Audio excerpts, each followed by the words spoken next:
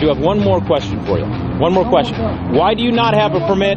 Why don't you just told me if I had any questions to ask you. This is just part of what the I-Team is uncovering. Why do you not have a permit to work in the city of Springfield?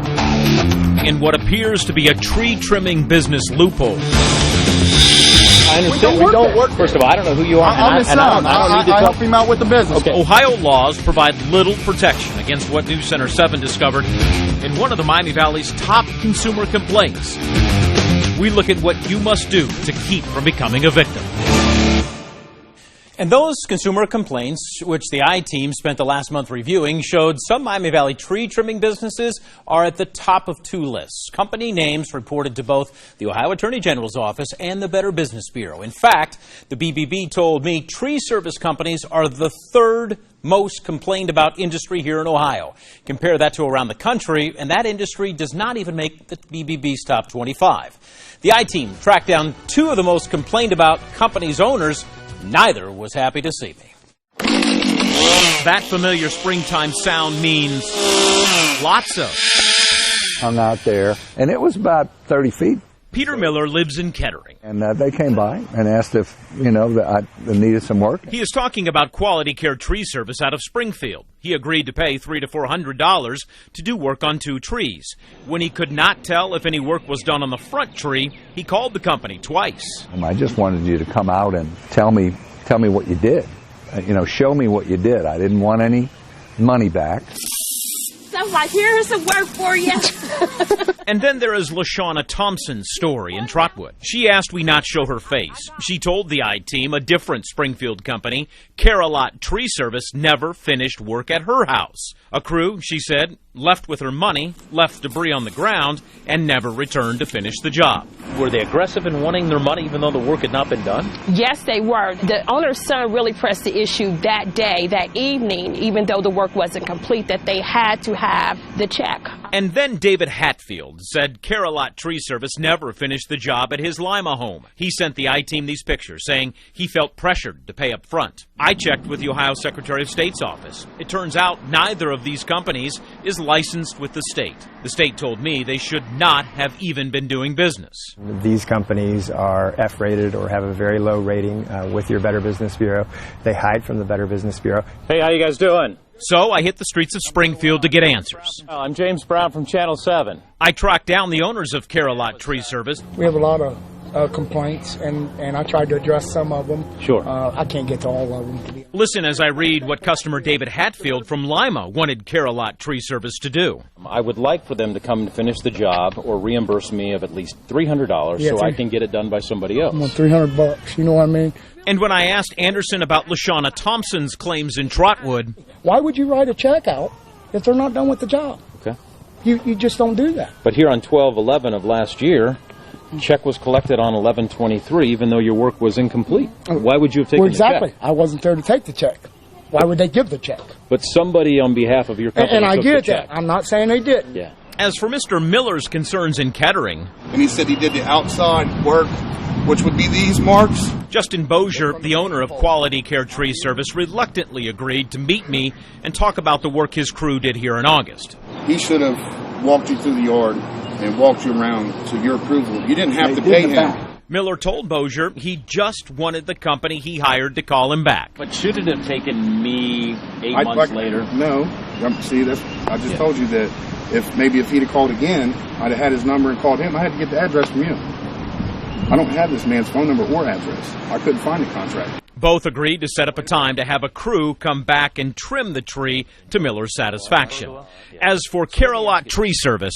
Can you assure me, can we get together down the road here and figure out how to fix this problem with this customer who says that they want the work done, or at least to reimburse them of $300? For sure. Are you a man of your word? I'm ready to do it now. Okay. Let's do it now. Let's call them up. And I want you to take a look at this picture after Care-A-Lot Tree Service sent a crew to Lima the next day.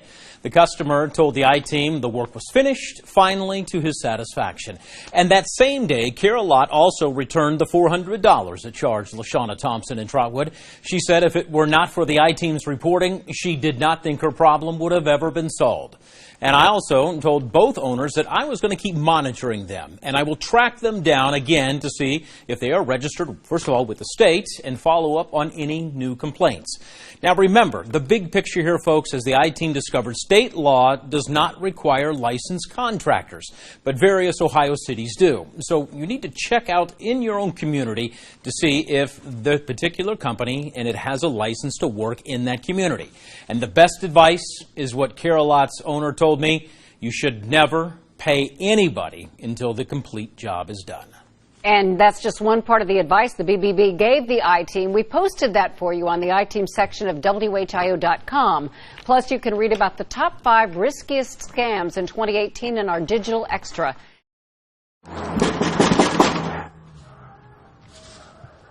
That is our I-Team and our partners at the Dayton Daily News trying to interview Montgomery County contractor Brandon Vallandigham Wednesday. And several Memorial Day tornado victims filed complaints with the Attorney General's office saying that he stole thousands from them and he never finished repairing tornado damage.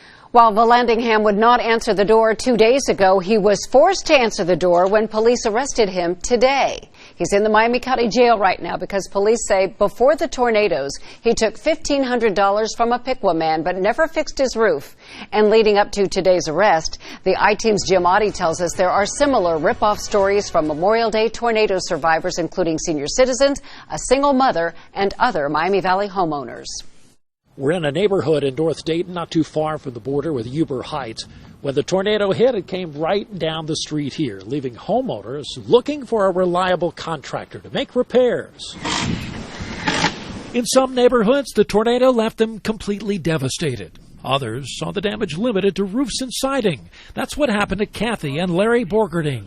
Well, we lost the whole north side as far as basically as the sidings is concerned. The whole roof had to be replaced. All the gutters and downspouts had to be replaced. A neighbor recommended this company, Buckeye Storm Solutions. Everything was so professional. He had everything. You know, he had signs. He had that nice truck with the lettering on the side. He had business cards. He had proper contracts. But now that I look back at it, I think, well, I should have noticed more.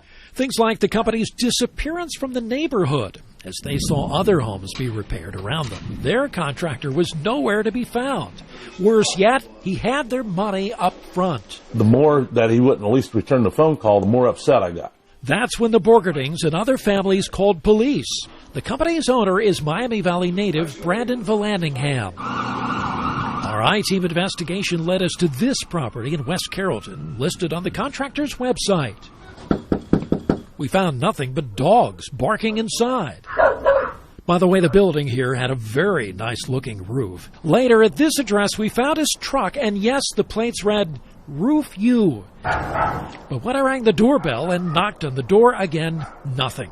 Business card, yes. Kathy and Larry called him dozens of times, receiving no call back, and he has not returned the I-Team's calls either.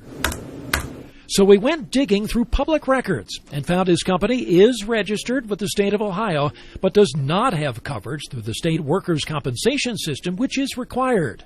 We found a DUI conviction in Miamisburg in 2017, and then this. An open warrant for his arrest on a theft complaint made by former customers. Some who did not want to be on camera did identify him when I showed them this picture. That's him. That is Brandon. We found there's at least a half dozen people looking for him. Tracy Oder gave him cash to fix her roof. How much did you give him? I gave him around $5,500. That's a lot of money. It's a lot of money. Another homeowner thought he was reliable because he had done work at her home before. It's just sad. Some of the homeowners have even checked out the parking lots at local restaurants, looking for Vallandingham's truck to confront him or call police on him, but they have not seen him since June. I want my money back, number one. And after I get my money back, I want him to go to jail. Kathy's search for their contractor took her online as well, starting with social media. I saw his nice watches on Instagram, and I thought, well, I'll take his watch, and I can sell it. Because I thought to myself, he's living a lifestyle. We did confirm the company at one time had a good rating from the Better Business Bureau, but that's been suspended. The homeowners are hoping other people who sign contracts like this will come forward. He needs to be punished for what he's done. Remember that apartment we went to? Investigators picked up Vallandigham there this morning without incident. Formal charges will come later. Our coverage continues this weekend at the Dayton Daily News. In depth, you'll see not only what options are available to homeowners here, but also for you, how to protect your family to make sure this doesn't happen to you in the future. In Dayton, Jim Oddie, News Center 7. Our I-team is working right now to learn when Vallandigham will be in court to face theft charges. In Sunday's Dayton Daily News, this investigation continues. Reporters Josh Swigert and Chris Stewart show you what the state attorney general is doing about this and other cases involving contractors who are paid to do work in the wake of the storm but did not deliver. Drivers often encounter potentially dangerous hunks of rubber and steel along highways right here in the valley. News Center 7 consumer reporter Rachel Murray is here live with her investigation into tire failures and retreads. She discovered there's one thing all drivers can do to save lives and avoid costly repairs. Rachel? Cheryl, these hunks of shredded tire are sometimes called gators. We found many along a short stretch of I-75 southbound.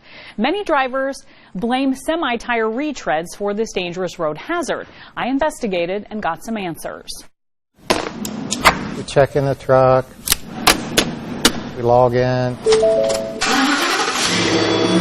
AAA's fleet tow driver Mike Ganka. The main thing right now is because of winter, we're getting a lot of potholes, so we're getting cars with multiple flats.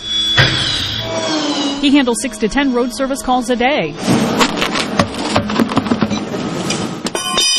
Here in Vandalia, he changes a tire. Does this look smashed? Punctured by road debris.